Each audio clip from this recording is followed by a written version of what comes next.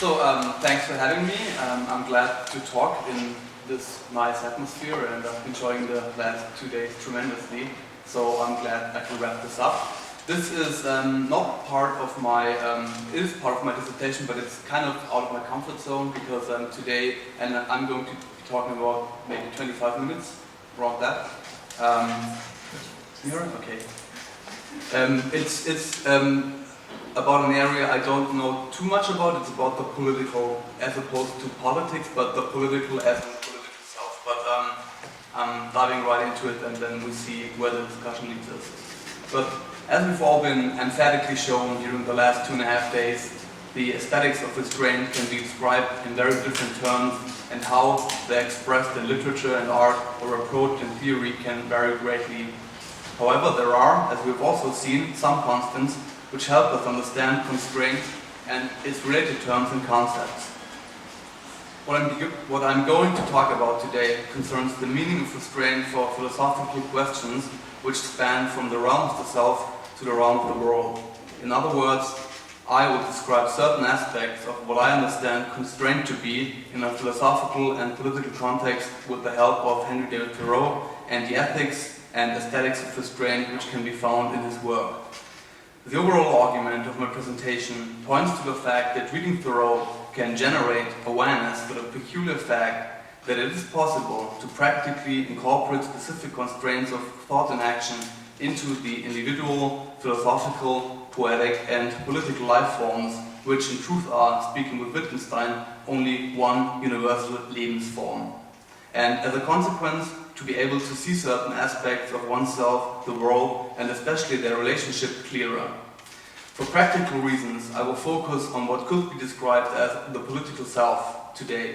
Contrary to doxatic belief then, the concept of restraint in its specifically Thoreauvian molding will be portrayed as a potentially productive and valuable for democratic politics. Formulated differently, Thoreau incorporates the concept of restraint into his philosophical system of thought by suppressing certain parameters and variables and by emphasizing and stressing others.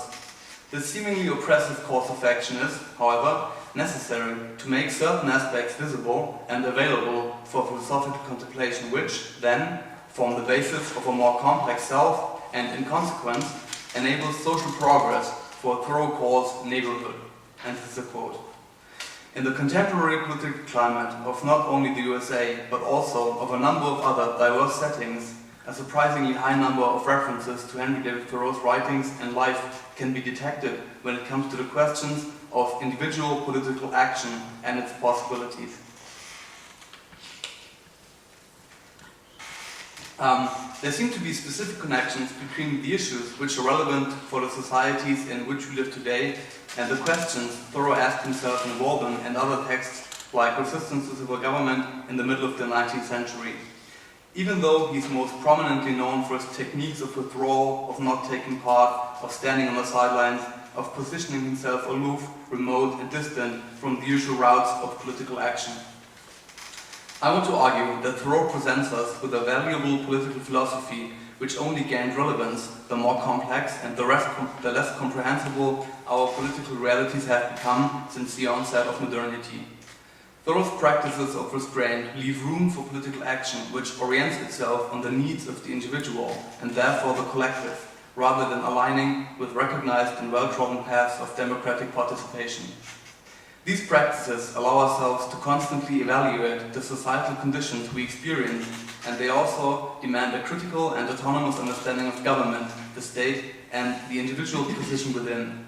In this context, holding back, standing aloof, withdrawing, and other forms of restraint present themselves as valuable additions to contemporary techniques of political practice, which are within reach on the individual level. The goal of this talk will be twofold then. On the one hand, we want to shed light on the unique fact that a wide variety of political activists from very diverse and even contradictory backgrounds rightfully claim Henry David Thoreau as a forebear of their respective political attitudes, actions and ideologies. It will become clear that these interpretations are not mere ideological distortions of philosophical positions to the end of certain goals, but that these appropriations are, in the majority of cases, perfectly justified. which makes the status quo of Thoreau's political philosophy all the more complicated. On the other hand, I will describe Thoreau's philosophical and political modus operandi as a praxis of restraint.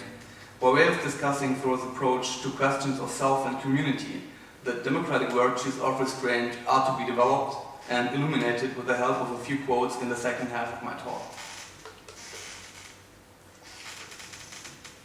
Even though it is almost a platitude in Thoreau scholarship nowadays, the fact that a rather large quantity of more or less prominent political players respectively fought for very different political goals to a greater or lesser extent with violence have called upon Thoreau to justify their acts and beliefs, laid the framework for investigating these curious cases of compatibility of his political philosophy.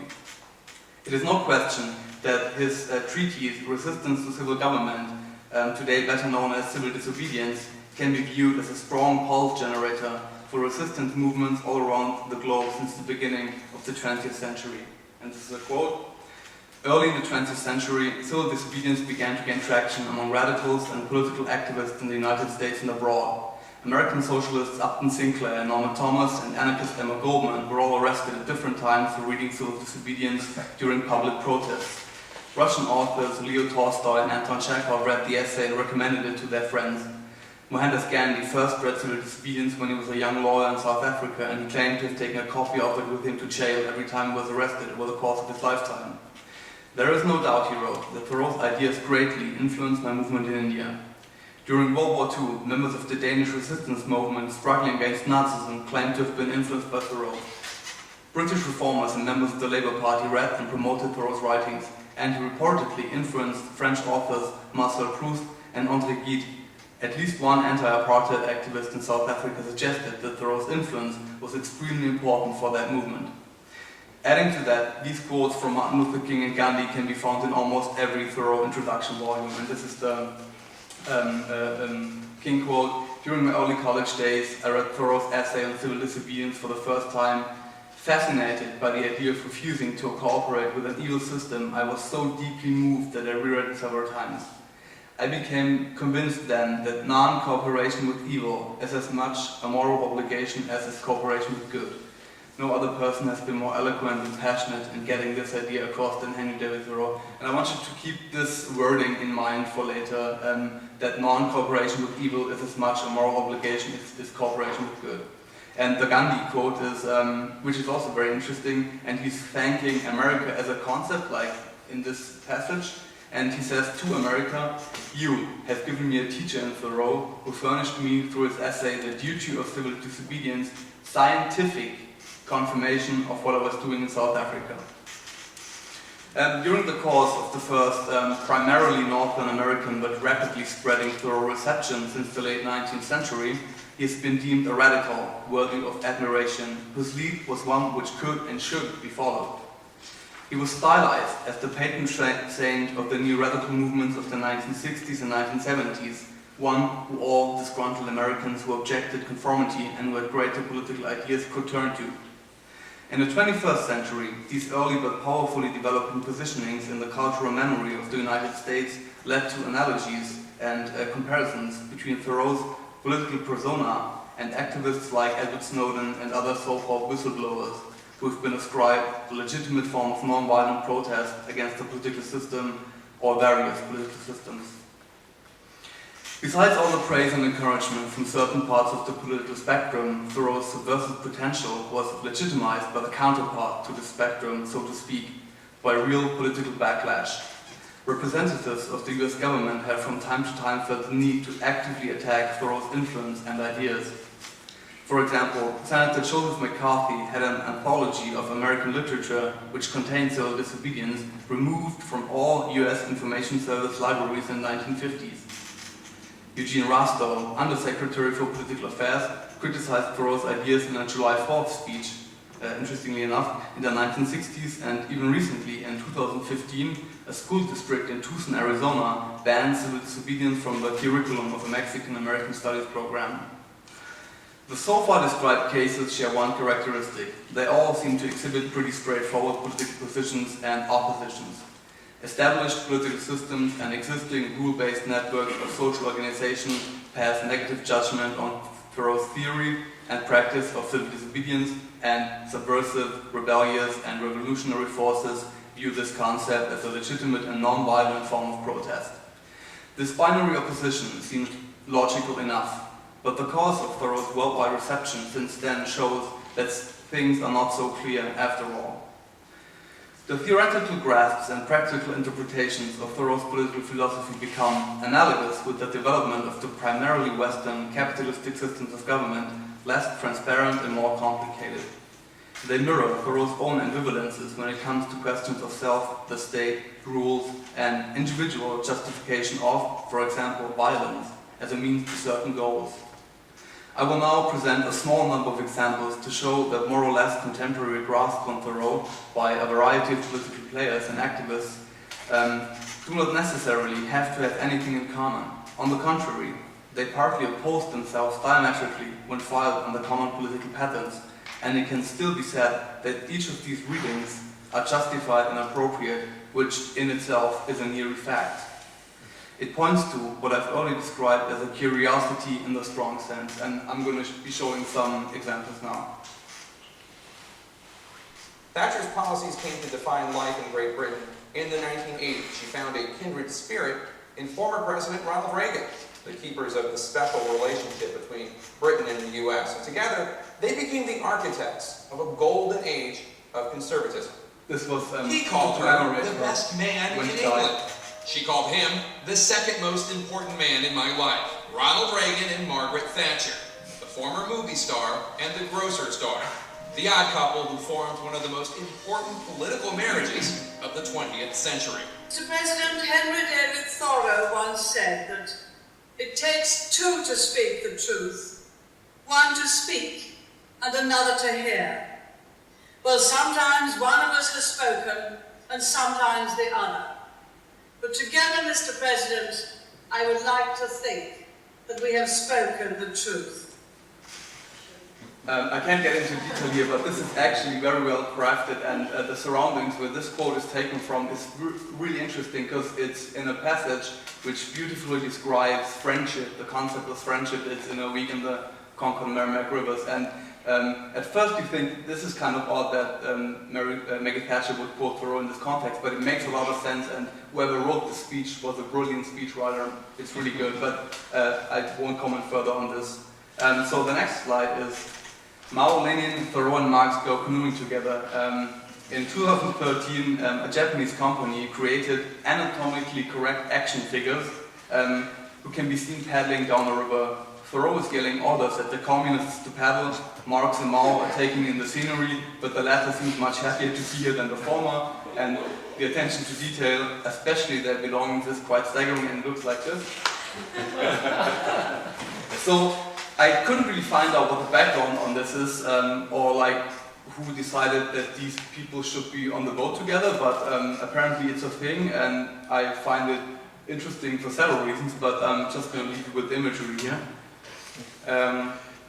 My next example is one of Germany's most prominent far-right activists, Götz Kubitschek, and on his website he's announcing the presence of his publishing house at the Frankfurt Book Fair in 2017, and this is his blog called Sezession, and this is the announcement, and over here he says that like he advocates where people who are interested in his publishing house could also look for interesting books, and he says that ein Gang über die Messe lohnt sich, which means that you should have a stroll, and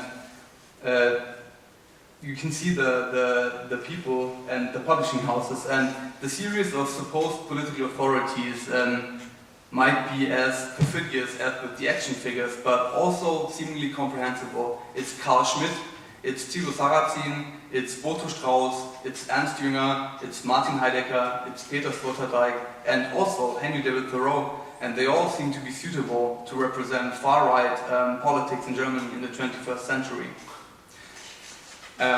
My last example shows the ambivalences which surface in the different respective references to Thoreau especially elegant. It's renowned artist James Banning's installation Two Cabins from 2011. He built first one, then another small cabin on property owned in California, and those are modeled on the readouts constructed by Thoreau and Ted Kaczynski, aka the Unabomber. And I'm going to show you it's an installation, it's 31 minutes long, but this is only like 30 seconds long, but it shows the installation view.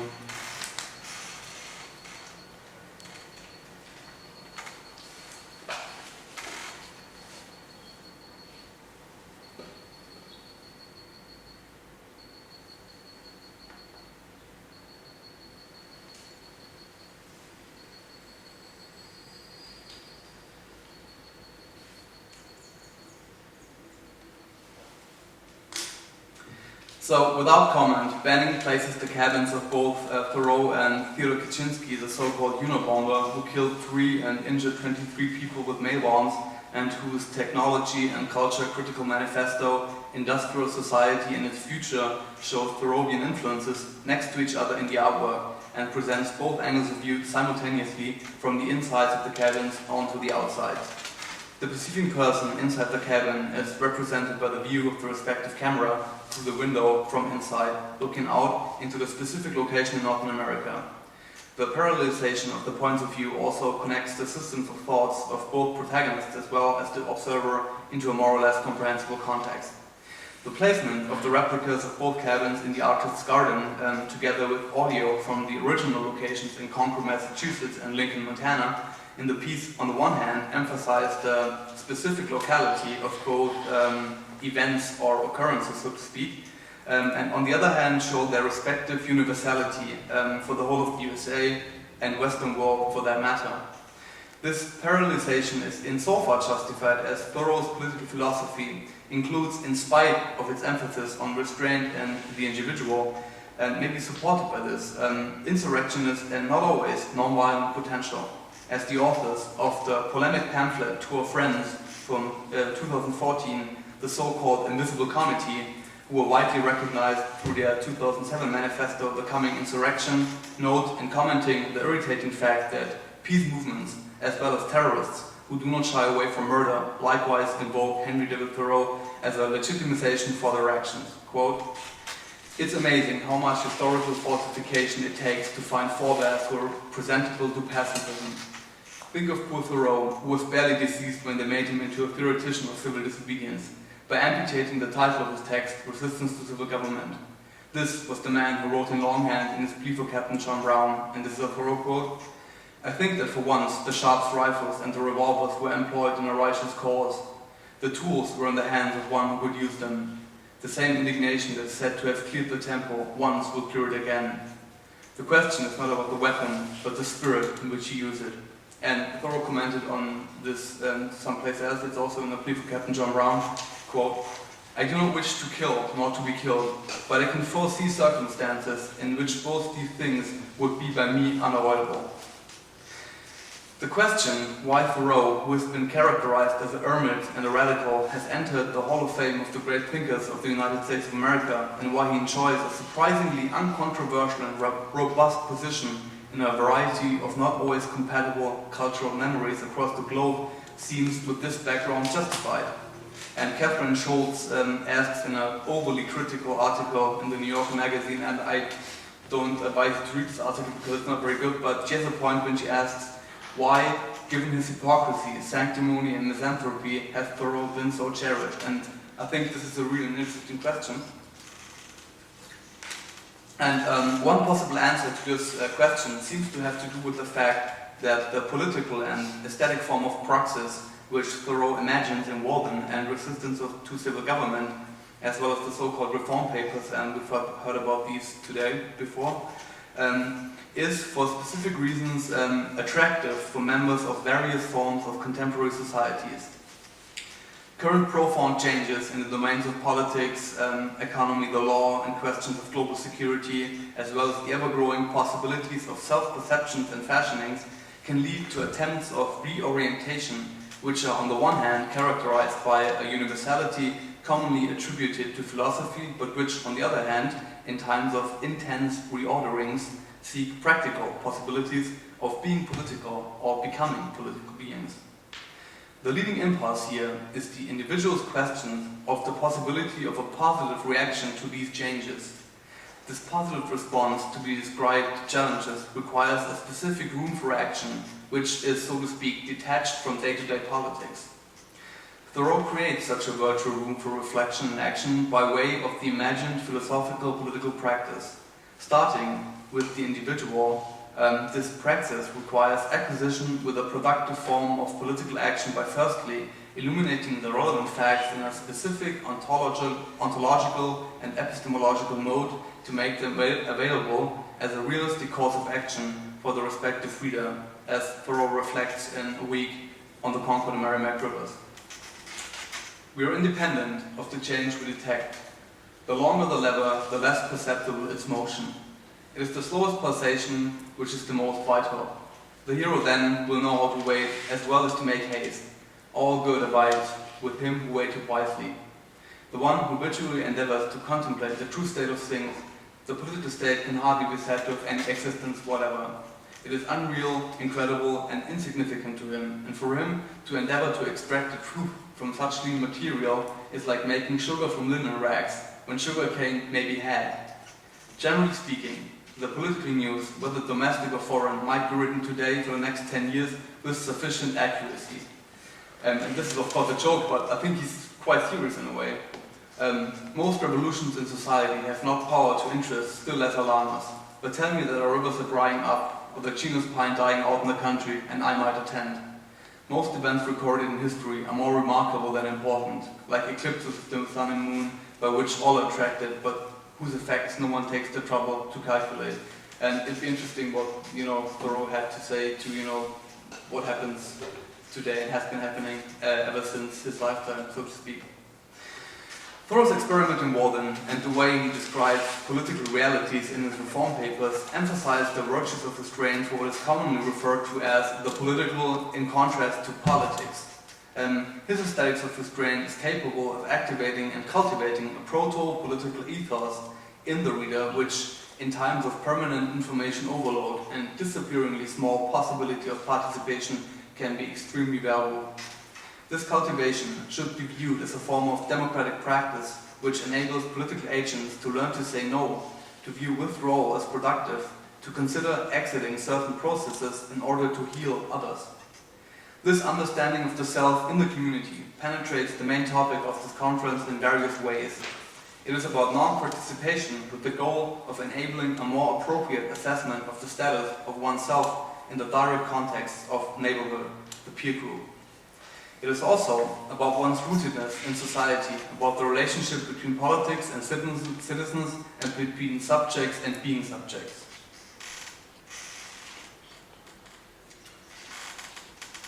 Thoreau places these parameters on a pedestal and focuses his attention to their respective variations and the different lights in which they can be viewed. By this, usually concealed facts and unthought of actions are uncovered and made available for critique. Georg Simmel calls the adventure the exclave of the entanglement of life, and for Thoreau, his retreat to the cabin at Walden Pond is connected with a heightened sense of attentiveness. The actively sought-out adventure, the exiting of Simmel's entanglement of life, let Thoreau arrive at an intensified alertness to questions of a political self. By way of examining seemingly completely natural automatisms of political life like the banal poll tax, for which his refusal to pay he had to spend a night in Concord jail, and what he literally processed in Walden, Thoreau reaches a gain in perception, interpretation and estimation which can be valuable also for contemporary experiences of upheaval. And this is a Jack Turner quote. Conscientious refusal became public statement through the artistic recreation of the act of refusal and public meditation of its significance, the refusal to pay the poll tax. Through art, Thoreau converted conscience into politics. Artists may feel reluctance about the politicization of their endeavor, but insofar as art affects selves and the constitution of self affects democratic politics, art inevitably contains political potential. Thoreau's ethics of restraint has two levels then. Firstly, the autonomy, which the respective agent learns to achieve, consists on the one hand of the reflection of the ontological and epistemological basic conditions of their societal grounding, and on the other hand, of a concrete and practical theory of action, which enables him or her to become active and to recognize and develop resilient strategies of political action. In the end, what is gained by this is a real return in perceived autonomy, and therefore a plus in practical freedom in the individual context. And what is important here, and is what I think is idiosyncratic to Thoreau's political philosophy, is that these attempts at autonomy, at least in the first steps, are not at all dependent on the respective political systems and the structures of powers these entail. Of course, the conditions always determine the major share of the perceived and lived personal freedom on the individual level, but they sort of lose their incontestable status as an absolute power when looked at in this way, although the reality of the so-called Lebensform may vastly differ as well. The mode of reference changes. The recognition of the possibilities of becoming an active agent in reflective form guarantees a yield in autonomy, which functions on a very basic level. So this autonomy may be caught up with by the so-called conditions, but the basic assumptions about what it means to live in contemporary societies as a political subject change through the lens of restraint. And this seemingly inward-facing form of critique is therefore no turning away from society through the concentration on the self. It leads, on the contrary, into the center of what is called community. This is what it means to be a good neighbor in Thoreau's sense, developing an understanding of the self which allows for comparisons with the conceptions of self of the neighbor without falling victim to homogenizing tendencies and learning to accept hard differences. It is practicing critique. Walden, as a whole, can be read as a manual about how the interplay of theory and practice are able to create a room of possible action in market-based societies. And I quote Stanley Cavell here. He says, Walden is, among other things, a tract of political education, education for membership in the polis. And it's not neutral that he uses the term polis here. It locates authority in the citizens and it identifies citizens, those with whom one is in membership, as neighbors. What it shows is that education for citizenship is education for isolation. Cavell points out the central concept of neighborhood for Thoreau. Following the narration of Walden, this concept, which at first glance seems to describe primarily topographical nearness or distance, is introduced, developed and cultivated. The first step in this direction is, according to Cavell, isolation. To understand neighborhood, one has to restrain himself from thinking of himself as naturally belonging to something like the human community. This step is not habitual to the progression of human thought and it therefore requires education. The movement out of the social, political and otherwise institutional contexts and into the cabin at Walden Pond is supposed to lead to, together with a refocusing of the point of view and the scales and criteria of knowledge, an altered perception of reality, which in this case includes the concrete political context in which the individual is ingrained. Only after a sufficient examination and stating of the positioning of the self in its world, understood as the connection points of external reality with it, can the step back into the community, the transition from self to world, the entering of the active phase of shaping one's life occur. That this is not a serial process which happens one after the other makes the analysis harder, but in order for this model of thought to work, a certain causality needs to be accepted, be it only for heuristic means, to characterize Thoreau's aesthetics of restraint as potentially productive or even change-inducing.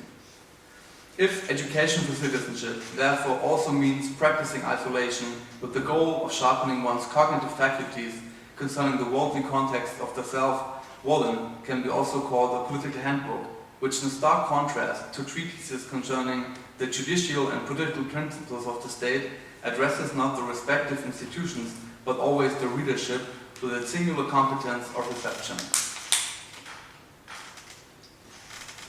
As Walter Ben Michael points out, quote, Thoreau's concern in Walden is of course to show us that we do have choices left, and by breaking down hierarchies into contradictory alternatives to insist upon our making them. As already mentioned, the value Thoreau places on restraint paradoxically sometimes generates its opposite in the people who choose to follow his lead. Sometimes extreme forms of political activism as well as terrorism are justified by this logic. Be that as justified as it may, the emphasis of the self is in all cases not to be seen as something like an alternative to the collective or the work of the collective in the realm of the political. And Max Horkheimer commented on this curious fact in his Critique of Instrumental Reason, quote, Thoreau's flight into the woods was more a thought of an admirer of the Greek polis rather than one of a provincial farmer. And I think this is also what Cavell had in mind. And it's eerie that Horkheimer would explicitly quote Thoreau in this text. It's an interesting fact. And I don't think it's been commented on much. Thinking the self in this way, then, is something like a preliminary stage, and this is something that you mentioned also earlier, which enables collective and methodically systematic action with the goal of achieving certain political goals. The point at which Thoreau publicly speaks and feels compelled to publicly speak arrives. The point at which individuals who understand themselves as political cannot remain in retreat any longer because they see it as somehow their duty to use their newly acquired insights to the benefit of a however articulated change of societal and political conditions necessarily comes at some point. At this stage, the tension, which is often perceived as a self-contradiction between the lone wolf Ernest Thoreau and the Thoreau who publicly defended Captain John Brown while strongly opposing slavery, is being dissolved. The self-work, which begins with a withdrawal from political, private, social, economic, etc. contexts, makes way for a particular and radical sort of political action. Thoreau is so sure of his position on slavery that in a plea for Captain John Brown, he can infringe on socially accepted forms of political speech and radically defend an activist who was later sentenced to death. And this is so weird because at the time he publicly held this speech, a plea for Captain John Brown, he was like at the same time he was being executed. It's almost, it's eerie in some respects, but he talks about him and he's already dead or is like at this moment in time being murdered.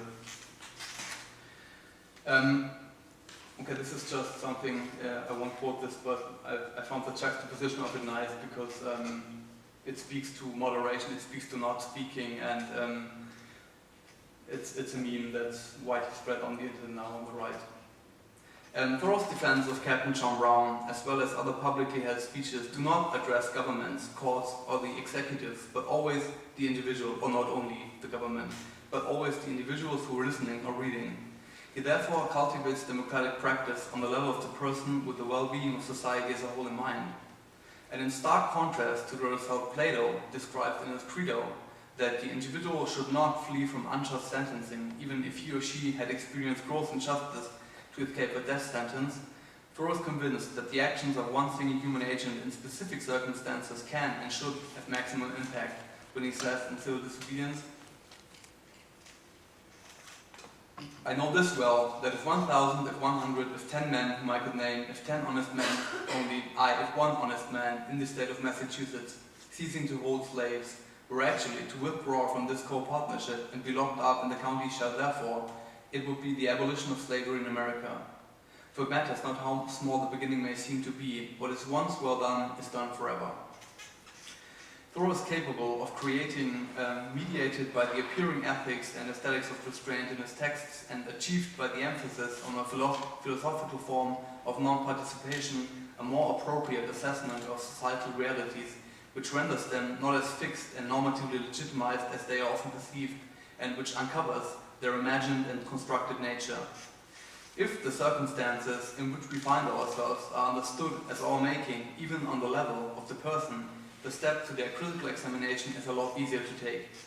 By emphasizing the power of the self, even for the biggest context of the world, these parameters gain new relevance. Thoreau continues a philosophical political tradition which includes the likes of Plato, Rousseau, Hume, Locke, Spinoza, and others in a new system of thought which orients itself on modernity and globalization, and he can therefore be called a truly modernist thinker and a serious political philosopher who can still be relevant for a number of contexts today. Quote Shannon Mariotti, for Thoreau, the conditions of modernity demand practices of withdrawal that are outside the normal parameters of conventional, public, participatory, intersubjective notions of democracy, end quote. And I'm wrapping up. The literary form of this kind of philosophy is not just a romantic cloak for classical state theory or politics of the polis. Thoreau's approach to the questions of the political self in the world could not take on any other form. They gain relevance by being extravagant, by posing unsolvable tensions, by actively contradicting themselves, and by not offering easy advice. Thoreau himself beautifully described the rift he feels between himself and the people around him, and with whom he intends to engage in neighborly relations by restraining himself on very different levels in this last quote from a plea to Captain John Brown, in which I'll end the talk. His aesthetics of restraint offer one possible way to arrive at a more complex outlook on a wide variety of political realities. It therefore also practices difference, a quality which is often not recognized in Thoreau. This is the last quote with which I'll end. We dream of foreign countries, of other times and races of men, placing them at a distance in history or space. But let some significant event like the present occur in our midst, and we discover often the distance and the strangeness between us and our nearest neighbors. They, our Austrias and Chinas and South Sea Islands. Our crowded society becomes well-spaced all at once, clean and handsome to the eye, a city of significant distances. We discover why it was that we never got beyond compliments and surfaces with them before. We become aware of as many verses between us and them as there are between a wandering Tatar and a Chinese town. The thoughtful man becomes a hermit in the thoroughfares of the marketplace. Impassable seas suddenly find their level between us, or dumb steps stretch themselves out there. It is the difference of constitution, of intelligence and faith, and not streams and mountains, that make the true and impassable boundaries between individuals and between states. None but the like-minded can come plenipotentiary to our court. End quote. Thank you.